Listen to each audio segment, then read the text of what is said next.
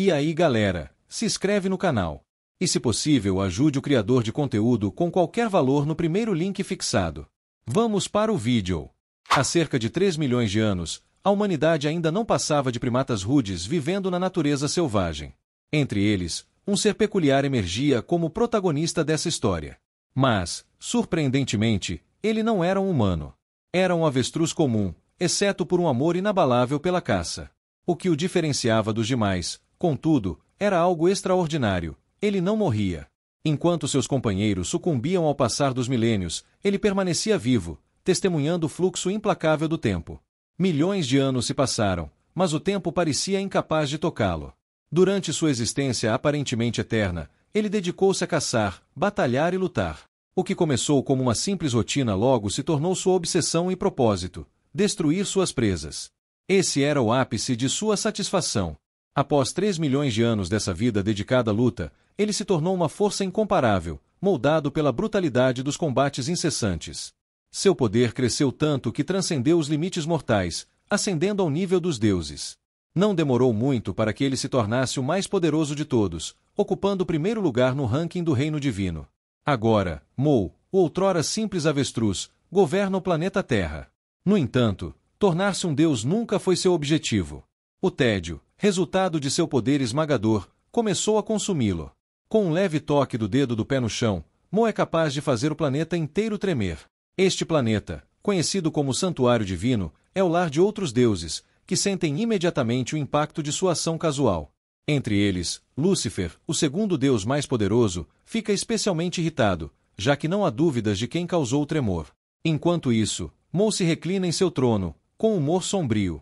Ele já enfrentou todos os oponentes dignos de um verdadeiro desafio e agora, não há mais ninguém que possa enfrentá-lo. Faz tanto tempo desde sua última luta que ele nem consegue se lembrar quando foi. Talvez 1000 anos tenham se passado. Literalmente, Mo sofre por causa de seu sucesso. Ele se tornou tão forte que ninguém mais é capaz de desafiá-lo. Mas então, uma ideia brilhante lhe ocorre. Se não há adversários à sua altura, talvez ele devesse enfraquecer-se para tornar as coisas interessantes novamente.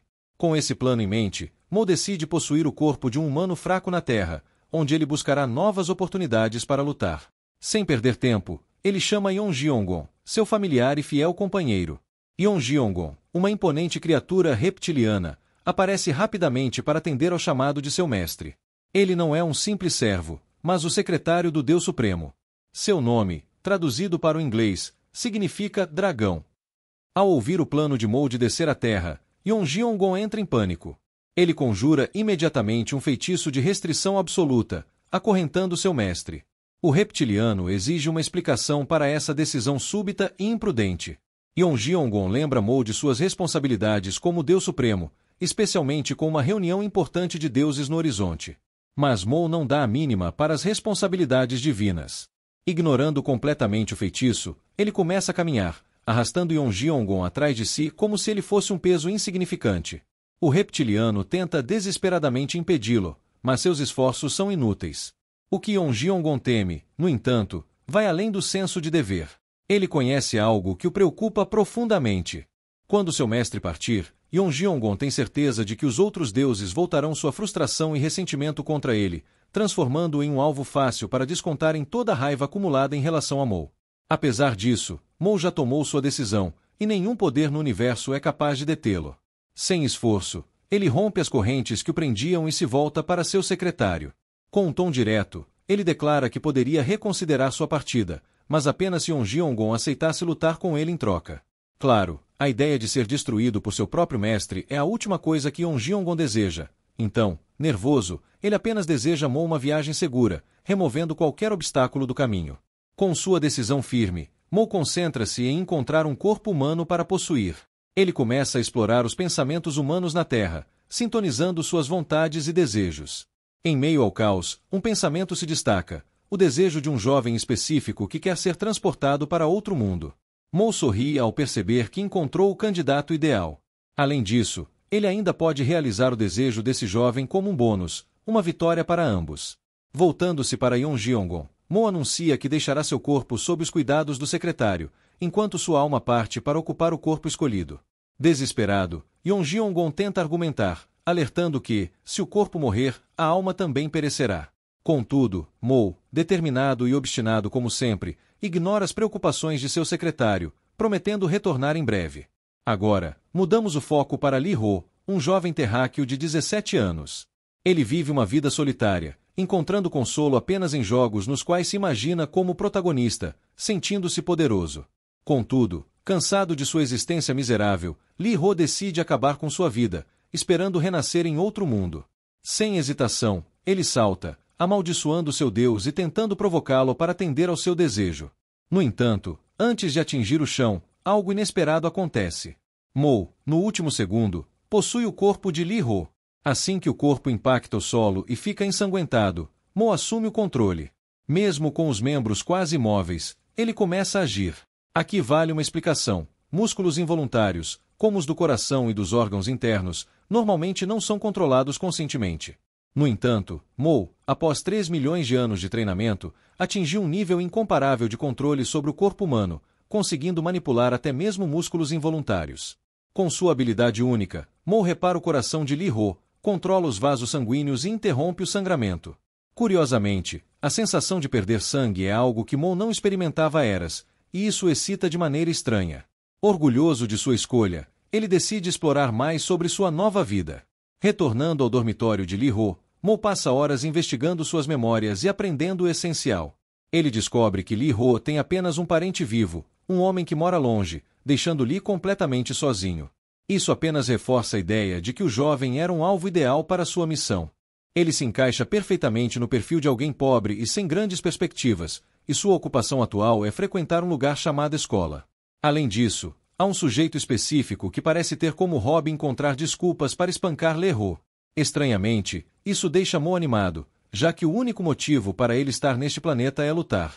Pronto para entrar em ação, ele não perde tempo e começa a atacar qualquer um que cruze seu caminho.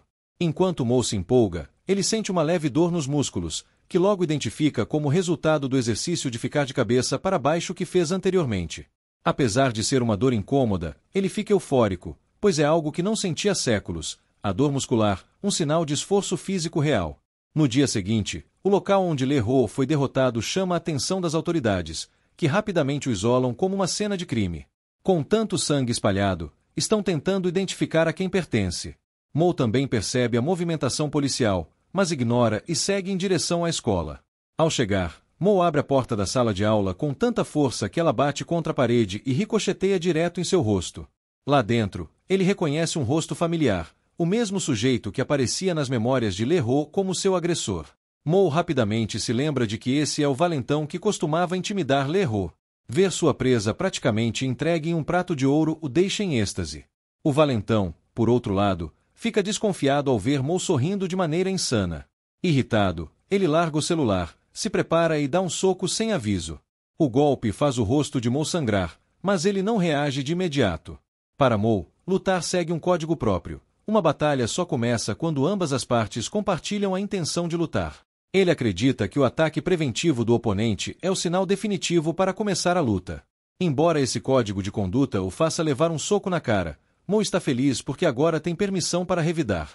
Sem hesitar, ele dá um golpe devastador no rosto do valentão. Ele coloca tanta força no soco que seus músculos protestam com uma dor elétrica. A dor é tão intensa que sua expressão se contorce como se tivesse comido algo nojento.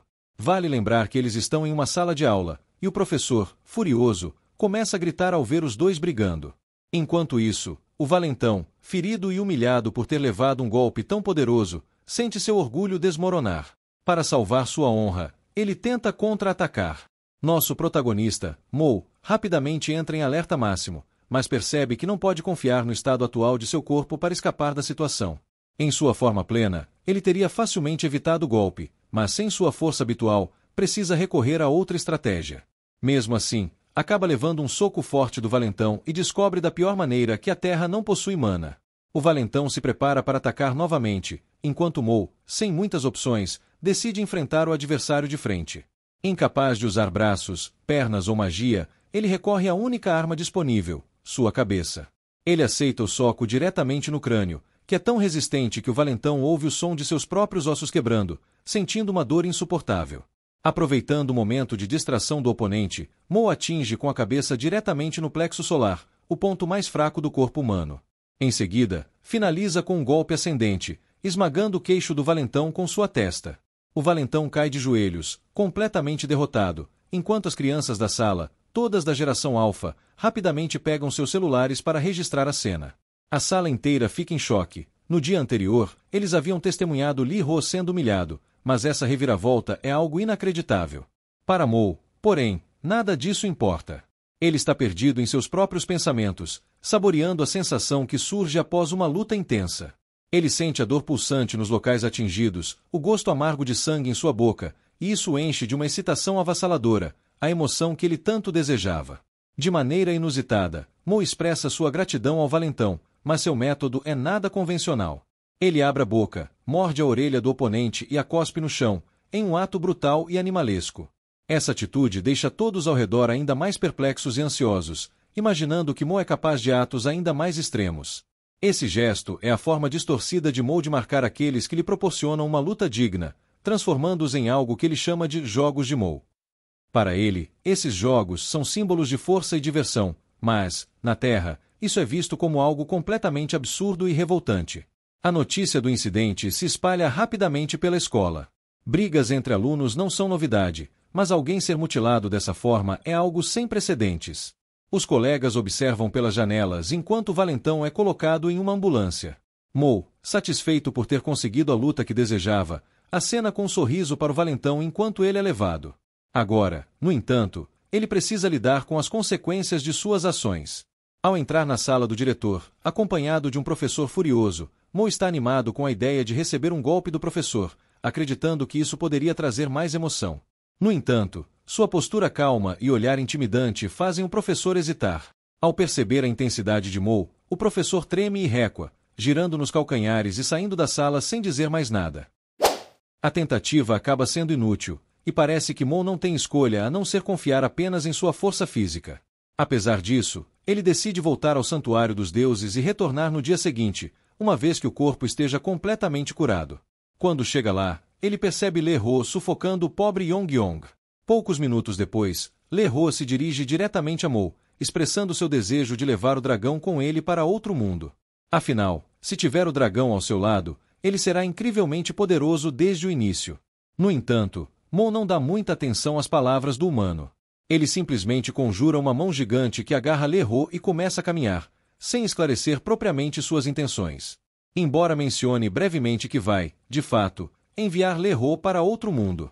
Um tempo depois, Mo chega ao domínio de Lúcifer, o segundo deus mais poderoso. Ele invade o castelo sem pedir permissão ou qualquer formalidade. Lúcifer, por sua vez, já sabe o que está acontecendo e por que Mo está lá, então se recusa imediatamente, sem sequer ouvir o pedido. Mas Mo insiste, deixando claro que já decidiu enviar aquele humano irritante para outro mundo. Ele humildemente pede a Lúcifer que abra o portal. Lúcifer, é claro, detesta Mo e o jeito como ele tenta dar ordens, além de não ter motivo algum para obedecer. Bem, Mo rapidamente lembra Lúcifer da enorme diferença entre seus poderes, o que deveria ser mais que suficiente para convencê-lo. E, se Lúcifer ainda tiver algum problema em seguir o que está sendo dito, ele pode tentar enfrentá-lo. Claro que Lúcifer sabe exatamente onde isso vai dar, então tudo o que ele pode fazer é ferver de raiva. Eventualmente, ele cede e começa a abrir o portal, mas Mo interrompe, decidindo lidar com tudo sozinho. Lúcifer o lembra que interferir no domínio de outro deus vai contra as regras não escritas dos deuses. Ele avisa que, se um deus interferir no domínio de outro, uma barreira defensiva será ativada. Mo, sendo quem é, ignora o aviso e quebra a barreira com as próprias mãos, deixando Lúcifer completamente sem palavras. Após destruir a barreira, Mo solta o garoto e o instrui a passar pelo portal, garantindo que ele será transportado para outro mundo. Mas Lee Ho hesita, dizendo que não quer ir para um lugar desconhecido sem o dragão que pediu. Mo, no entanto, recusa descaradamente, afirmando que Yong-Yong pertence a ele. Ele deseja boa sorte a Lee Ho em encontrar um dragão por conta própria e, com isso, o arremessa com sua mão gigante em direção ao portal, enviando-o para o novo mundo. Com a missão cumprida, Mo decide partir. Lúcifer, por outro lado, fica parado, tremendo de raiva. Você entende, Lúcifer originalmente veio de seu próprio domínio, o planeta Alum. Ele foi o primeiro rei demônio, ocupando o topo de todos os seres vivos. Com todo o poder que tinha, tornou-se arrogante ao ponto de desafiar a existência conhecida como Deus. Surpreendentemente, ele conseguiu matar o Deus que desafiou, assumindo o lugar dele. Basicamente, ele chegou ao topo derrotando outros deuses. Naquela época, Lúcifer era o deus dos deuses, o governante absoluto, invencível e supremo. Lendário e incomparável, catastrófico e mitológico, infinito e transcendente. Em resumo, ele era uma força completamente invencível. Lúcifer absolutamente odeia o Brutamontes conhecido como Mo. Do lado de fora, enquanto Mo sobe nas costas de Ongyongon para partir, um grande e ameaçador olho observa atentamente nosso herói. Agora, voltamos a Lúcifer, que está tão vermelho quanto um tomate, com toda a raiva fervendo dentro dele. Mudamos o foco para o valentão, cujo rosto, de forma assustadora, lembra um Lúcifer furioso. Ele está completamente irritado por ter sido humilhado por um suposto perdedor patético. No entanto, ele não pretende deixar Le Roy escapar impune, especialmente depois de ser envergonhado daquela forma. Seu orgulho não permite que ele aceite a derrota sem revanche. Decidido, ele chama sua carta na manga, Shao Yon. Entra em cena o Rei Shao. Ele é um cara musculoso e campeão da divisão juvenil de peso médio no 11º Festival Nacional de Esportes. Enquanto sua testa pinga suor na academia, um telefone toca repentinamente no vestiário, chamando sua atenção. Mas o telefone não é dele, pertence ao seu amigo Guak Chol. Guak tem 2 anos de experiência no boxe e já participou de 14 sessões de sparring. Pegando seu celular rachado, ele atende a ligação e, claro, quem está do outro lado da linha é ninguém menos que o valentão. Aliás, como ainda não sabemos o nome desse valentão, vamos dar a ele um apelido merecido, Chic Puss. Chic Puss oferece a Guak um celular novo para substituir o dele, mas, em troca, quer um favor. Bem, você já sabe como isso funciona. Guak está mais do que disposto a ajudar Chic Puss com o que for necessário. A cena muda para a sala de aula. Chic Puss entra com o nariz e as orelhas cobertos por curativos, além da mão enfaixada. Depois da humilhação que sofreu na frente de todos, ele mal consegue entrar na sala de cabeça erguida. Como esperado, ele se torna o centro das atenções, e os alunos imediatamente começam a cochichar sobre como ele acabou naquele estado. Depois de tanto tempo intimidando os outros, agora eles acham hilário vê-lo reduzido a um fracasso ambulante. Aqueles que antes o temiam agora acham ridículo já terem sentido medo desse vagabundo. Eventualmente, todas essas provocações começam a mexer com Chic Puss. Furioso, ele joga sua mochila no chão e encara todos à sua volta. Ele confronta os alunos que estão cochichando alto o suficiente para que ele ouça e os desafia abertamente, chamando-os para um confronto direto se estão tão ansiosos para provocá-lo. Enquanto a maioria dos alunos recua de medo, uma pessoa se destaca, a presidente da turma. Sem hesitar, ela se levanta e diz para ele calar a boca e sentar-se, ou, se não gostar, que simplesmente saia da sala. Chic Puss não suporta o fato de que antes era o manda-chuva da turma, mas agora todos o tratam como um perdedor completo. Em um acesso de raiva, ele agarra uma cadeira e desafia toda a classe, gritando para que alguém venha enfrentá-lo se tiver coragem. É nesse momento que um cara musculoso entra na sala. Assim que pisa dentro, ele questiona o valentão sobre por que ele está de pé. Chic Puss rapidamente se joga de volta no assento, intimidado. A presidente da turma troca um olhar rápido com o professor, garantindo silenciosamente que está tudo sob controle. No entanto, o professor tem outros planos. Ele pede para a presidente da turma encontrá-lo depois da aula. Aparentemente, o aluno que causou toda a confusão no dia anterior, Le Roy, não tem atendido o telefone. O professor quer que a presidente da turma vá checar como ele está. Para tornar a proposta mais atraente, ele promete a ela uma carta de recomendação brilhante para seu último ano. Com isso, o professor convenientemente. O professor descarrega sua responsabilidade na pobre garota e sai. Mais tarde, a presidente da turma chega ao prédio do alojamento. Ela bate na porta por um tempo que parece uma eternidade, mas ninguém responde. Como também não atendem suas ligações, ela decide agir por conta própria e entra no quarto. No momento em que pisa para dentro, 2 coisas chamam imediatamente sua atenção. Primeiro, há baratas rastejando por toda parte. Segundo, e muito mais preocupante, o homem que ela procura está jogado no chão, com os olhos revirados. Seu coração dispara e o pânico toma conta dela. Por um instante, ela realmente acredita estar olhando para um cadáver. Mais tarde, vemos que o corpo de Le Roy foi levado ao hospital.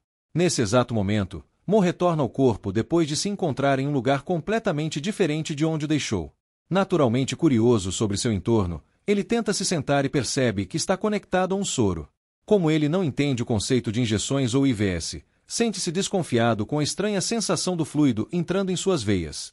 Ele se concentra nisso e logo percebe que o líquido contém nutrientes que estão sendo rapidamente absorvidos, ajudando a acelerar sua recuperação. Não é exatamente magia, mas seja lá o que for, é inegavelmente eficaz. O pensamento de que até a Terra possui algo tão útil faz um sorriso surgir em seu rosto. No entanto, seu riso sutil chama a atenção da presidente da turma, que se arrepia com a cena. Ela então explica que o professor da sala instruiu-a a encontrá-lo. Agora que sua missão foi cumprida, ela pretende ir embora. Enquanto isso, Mo tem muitas perguntas que deseja fazer. Rapidamente, ele pede que ela espere um momento para que possa perguntar algumas coisas. Ela reconhece o pedido e para por um instante, concedendo-lhe um curto período de tempo antes de seguir para a aula de reforço. Parece que Mo tem algumas questões que podem ajudá-lo a entender melhor este mundo. A mais importante delas é se existe algum lugar onde ele possa treinar seu corpo. A garota mantém uma expressão completamente neutra, sem saber como responder, já que sua pergunta veio do nada e foi totalmente inesperada. Após pensar por um momento, ela decide ajudá-lo. Como Mo está completamente sem dinheiro, ele acaba indo parar em um parque público em vez de uma academia lotada. Depois de algumas barras, Mo se sente muito bem. Mesmo estando apenas em um parque comum com equipamentos básicos de treino, ele acha tudo incrivelmente avançado comparado ao que tinha há 4.000 anos. Naquela época, seu único exercício era rolar pedras, escalar penhascos e cavar buracos. Eram métodos primitivos e simples de treinamento, mas agora, olhando para esses equipamentos modernos, ele é forçado a admitir que os terráqueos são mais resistentes do que imaginava. De repente, uma pedrinha acerta Mo do nada. Ele se vira e vê que Chick-Pus apareceu, e trouxe Guac, o amigo que contratou. Se minha memória não falha, Chick-Pus está encharcado de suor, com o rosto contorcido como se estivesse sofrendo uma séria constipação. Ele vasculhou toda a vizinhança procurando por Mo e, de todos os lugares possíveis, foi ali que finalmente o encontrou. Enquanto isso, Mo pega a pedrinha do chão, tentando descobrir quem teve a ousadia de acertá-lo com aquilo. Em um movimento nada inteligente, Chick-Pus admite que foi ele e, sem perder tempo, solta uma ameaça, se gabando de que a dizer que Mo precisa ser parado. Antes que Chick-Pus possa terminar de falar, Mo acerta um soco tão devastador que o joga direto no chão. Veja bem, Tamu, aquela pedrinha contou como um ataque preventivo, o que foi mais do que justificativa suficiente para iniciar a luta. A cena muda para o Santuário dos Deuses, onde todos estão reunidos em torno de uma grandiosa mesa redonda para uma reunião regular. Mas, em vez de Mo, é Yeonji-Ongon quem ocupa o assento, representando seu mestre. Com um discurso escrito em mãos, Yeonji-Ongon inicia a reunião, preparado para atuar como mensageiro em nome de seu Deus. As coisas tomam um rumo inesperado quando um Lúcifer absolutamente furioso interrompe, exigindo saber que diabos Yeonji-Ongon está fazendo ali. O pobre dragão quase salta para fora de suas escamas de tanto susto. Em pânico, ele se apressa em garantir a Lúcifer que está ali apenas para entregar uma mensagem e que sairá logo em seguida. Após essa explicação frenética, Yeonji-Ongon se recompõe e prossegue com a entrega da mensagem. Ela é simples, talvez até simples demais. Diz apenas que Mo está ansioso para lutar contra alguém mais forte que ele e pede para ser avisado imediatamente caso tal pessoa apareça. E com isso, a mensagem chega ao fim. Como era de se esperar, Lúcifer fica ainda mais irritado com essa bobagem. Ele bate na mesa com tanta força, em frustração, que uma rachadura se forma na superfície. Ainda furioso, ele desabafa em voz alta: essas reuniões já são uma perda colossal de tempo, e agora Mo nem se dá ao trabalho de aparecer pessoalmente. Lúcifer se vira para os outros deuses, questionando se eles realmente estão de acordo com esse comportamento desrespeitoso de Mo. Um silêncio pesado paira sobre todos, deixando dolorosamente claro que, não, eles não estão nada felizes com isso. Mas, ao mesmo tempo, não há muito que possam fazer no momento. É então que uma deusa de cabelos azuis, a terceira divindade mais poderosa e arqueira divina, Sol, toma a palavra. Ela relembra a todos que essas reuniões existem para garantir a estabilidade do mundo. Quando surge uma anomalia que nem mesmo o Deus do coração consegue lidar, todos devem intervir e resolver o problema. No entanto, ela considera decepcionante, se não completamente desrespeitoso, o fato de Mo sequer ter se dado ao trabalho de comparecer. Lúcifer, já à beira de uma explosão, irrompe novamente. Ele ruge que o verdadeiro problema é que Mo trata a manutenção do mundo como se fosse um jogo. Ele alerta que, do jeito imprudente que Mo continua agindo por capricho, todo o sistema pode colapsar. Para piorar as coisas, as soluções de Mo sempre acabam tornando tudo ainda pior. Sua raiva atinge o ápice ao lembrar do desastre ocorrido 1000 anos atrás no planeta Cíclopes. Só de pensar nisso, seu ódio se intensifica ainda mais. O deus de Cíclopes, visivelmente desconfortável, apenas acena em concordância, recordando o incidente desastroso. Aliás, ele é o 8º deus mais poderoso. Aqui vai um pouco de contexto sobre o que aconteceu naquela época. No planeta Cíclopes, uma criatura do vazio chamada Shagotin atacou. Enquanto Mo, o maníaco, obliterou o monstro com sua força bruta, sua imprudência causou danos colossais ao próprio planeta. Lúcifer acredita firmemente que, se os deuses tivessem trabalhado juntos, poderiam ter minimizado a destruição. Em vez disso, Mo estragou tudo, permitindo que a criatura devorasse parte do planeta antes de finalmente derrotá-la. Lúcifer já não aguenta mais. Ele declara que não pode continuar assistindo aquele lunático destruir tudo em seu caminho. Sem hesitar, ele vai tão longe a ponto de afirmar que Mo precisa ser parado. Afirmar que Mo não é nem digno de segurar o título de um deus. Ao ouvir isso, Yong-Yong entra em pânico. O pobre réptil só pode assistir enquanto o ressentimento do deus contra Mo se torna dolorosamente óbvio. Sem ter mais nada ao seu alcance, tudo o que ele pode fazer é implorar desesperadamente para que seu mestre volte e conserte as coisas. Enquanto isso, de volta à terra, Chic-Puz está esparramado no chão após aquele soco. Ele está furioso, bufando de raiva ao pensar que esse idiota nem hesitou antes de acertá-lo, mesmo com seu estimado primo, o boxeador, bem ali. Guac finalmente se manifesta. Ele percebe que esse garoto não só tem coragem, mas também sabe dar uns socos. Curioso, ele pergunta a Mo se ele pratica algum esporte. Claro que esse brutamontes não tem conceito de algo tão estruturado quanto esportes e simplesmente responde que tudo o que faz é lutar. Guac quase engasga ao ouvir essa resposta absurda, mas, seja como for, sua curiosidade foi despertada. Ele está pronto para testar a resistência de Mo e trocar alguns golpes com ele. Sem hesitar, Guac toma a liberdade de atacar primeiro e desfere um soco brutal. O resultado é exatamente o que se espera. Sangue jorra do nariz de Mo, e ele é jogado para trás. Esse desfecho, no entanto, não deixa Guac nem um pouco satisfeito. Ele fica completamente perplexo ao perceber que Mo acompanhou o soco do início ao fim e nem sequer tentou desviar. Vale lembrar que Mo, o maníaco, não evita ataques preventivos. Agora que o palco está montado, nosso rapaz está pronto para ir com tudo. Depois de observar os movimentos de Guac, Mo imita uma postura de boxeador, cerra os punhos e desfere um soco com toda a força. Guac consegue desviar do golpe, mas a força bruta do impacto o faz deslizar para trás. O pobre rapaz aprende da pior forma que esse tal de Lê Ro realmente tem algo de especial. A potência por trás daquele soco foi simplesmente surreal. Mo, por outro lado, está se divertindo como nunca. Acertar um soco de boxe pela primeira vez foi uma sensação de pura felicidade. No momento do impacto, ele intencionalmente contraiu os músculos do braço o máximo que pôde. Claro, agora seu braço está gritando de dor, mas valeu a pena. Aquele soco foi incrível. Ele nunca sentiu esse tipo de força antes, especialmente não contra aqueles fracos que desabavam ao menor toque. Ainda assim, se quiser continuar lutando, ele sabe que precisa cuidar melhor do seu corpo. Por ora, decide usar uma solução temporária, os antes. Antes são faixas de couro curtido de 4 metros de comprimento usadas no boxe grego antigo, enroladas firmemente ao redor dos pulsos para dar suporte. Enquanto isso, Chic-Pei está perdendo a cabeça ao ver seu primo, o chamado boxeador, sendo empurrado para trás. Ele questiona Guac furiosamente, exigindo saber por que ele está tendo tanta dificuldade contra esse ninguém. Sob pressão crescente, Guac se lança para frente mais uma vez, tentando acertar outro soco. Mas Mo se protege com facilidade, bloqueando o ataque sem esforço. Guac, por outro lado, rende os dentes de frustração. Ele está dando tudo de si, mas esse cara continua ali, parando seus golpes como se não fosse nada. Mo, por sua vez, está analisando cada movimento. Ele sabe que os socos de Guac são rápidos e precisos, mas são previsíveis demais. Apenas observando a forma como os músculos do oponente se movem, Mo consegue dizer exatamente para onde cada golpe será lançado. Finalmente, Mo dá um passo calculado para trás, evitando um golpe direto com facilidade. Guac, frustrado por ver seu ataque ser esquivado, imediatamente lança outro soco, mas Mo também desvia desse.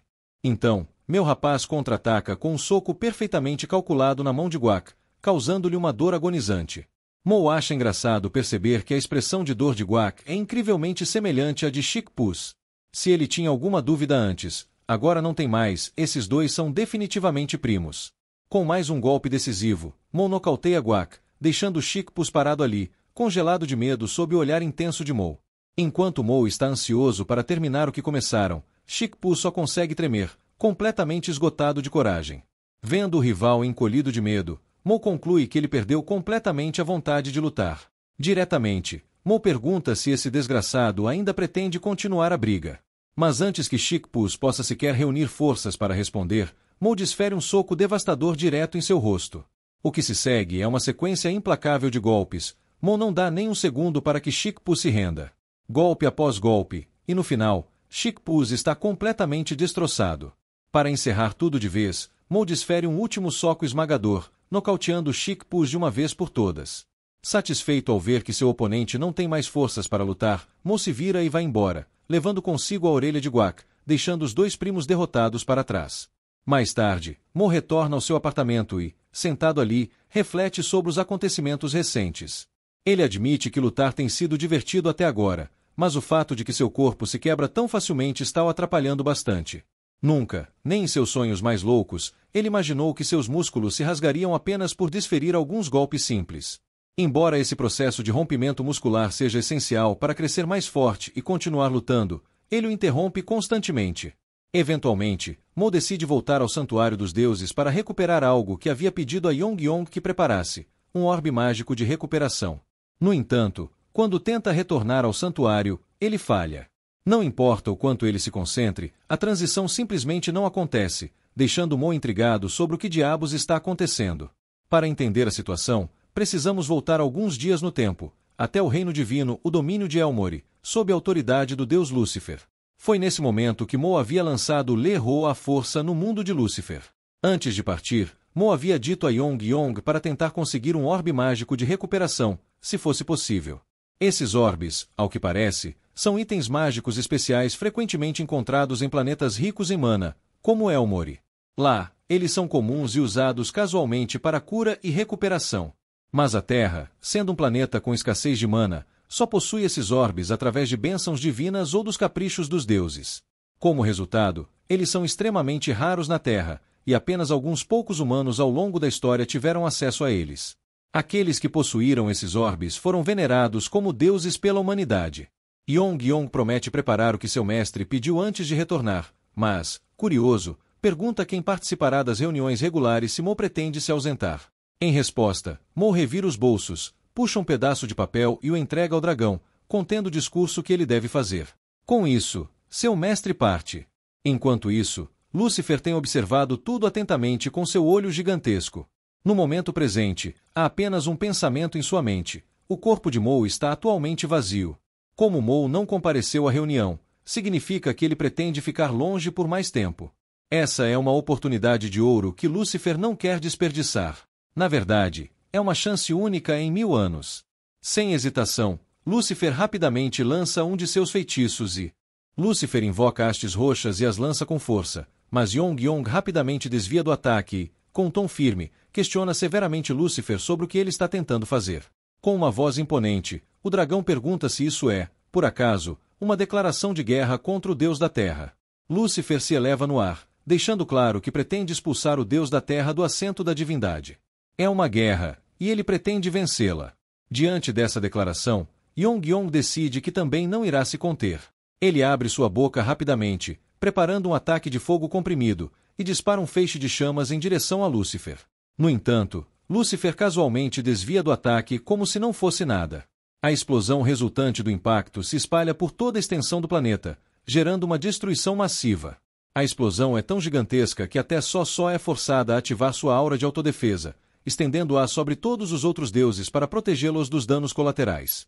Após esse ataque devastador, Yong-Yong decide levar as coisas a outro nível. Ele ativa sua habilidade de liberação de polimorfismo e cresce a um tamanho colossal. Comparado a ele, Lúcifer parece um minúsculo mosquito. Mas, como todos sabemos, tamanho não importa, o que realmente conta é a resistência. E não é surpresa que alguém do tamanho de Yong-Yong acabe sendo superado. Só já parece cansada e, não querendo se envolver nessa confusão, começa a se retirar. No entanto, Lucifer a impede antes que ela saia. Ele quer saber de que lado ela está, se apoia Mo ou se o enfrenta. Mas só se recusa a tomar partido e escolhe permanecer neutra. Lucifer, no entanto, não se importa se ela se mantém neutra, desde que fique fora do caminho.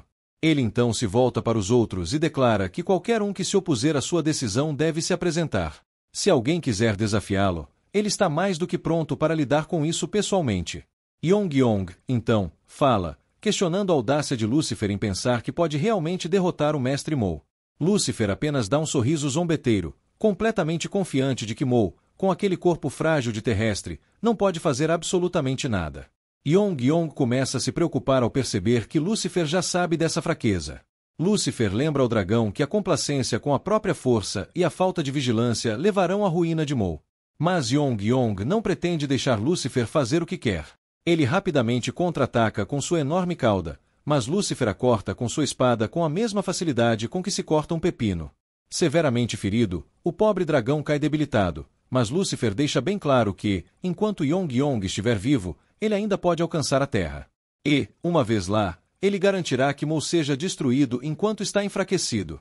Yong-Yong, no entanto, apenas solta uma gargalhada ao ouvir as palavras de Lucifer, zombando da ideia de que esse desgraçado tem alguma chance.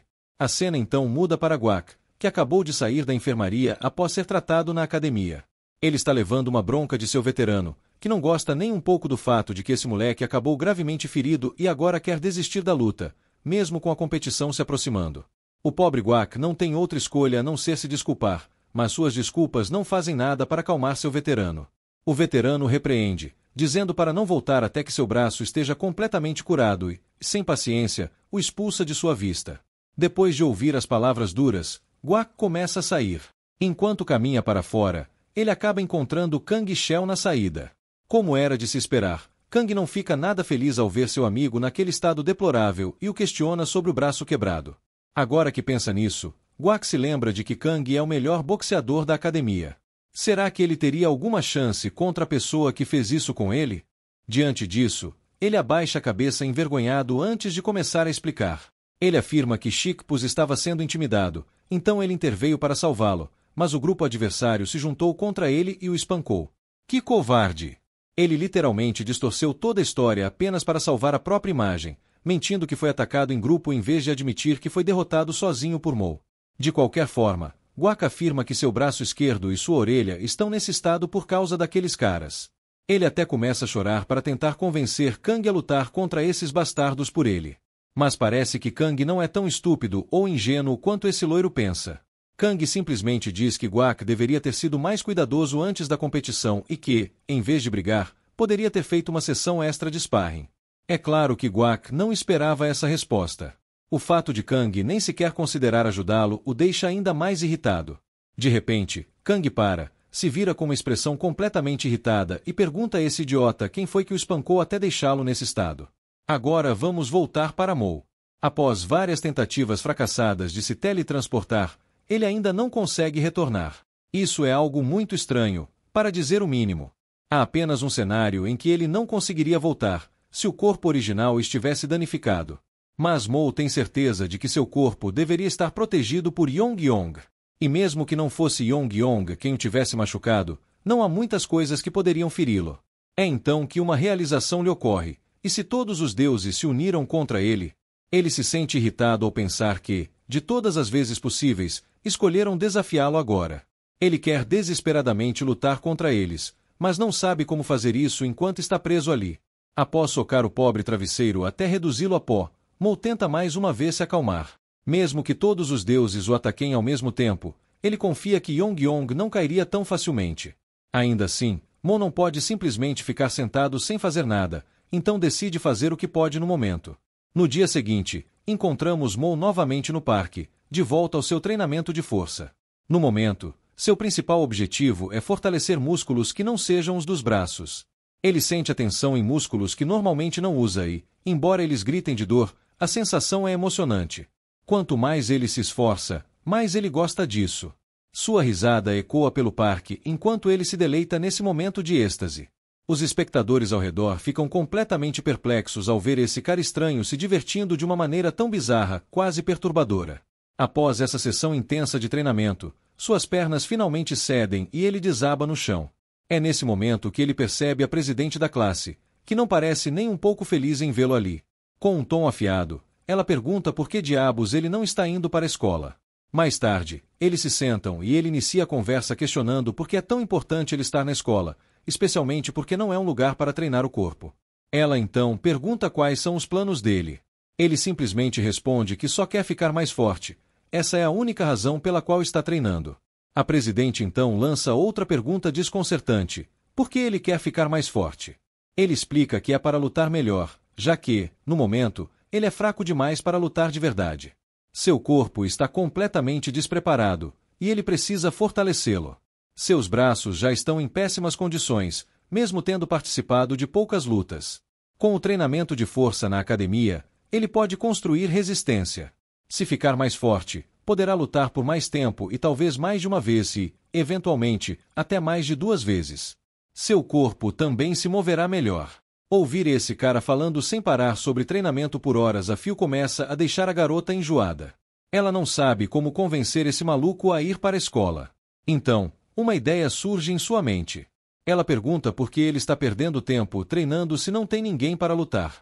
Lembra ele que ele está apenas malhando sozinho, sem ninguém por perto para desafiá-lo.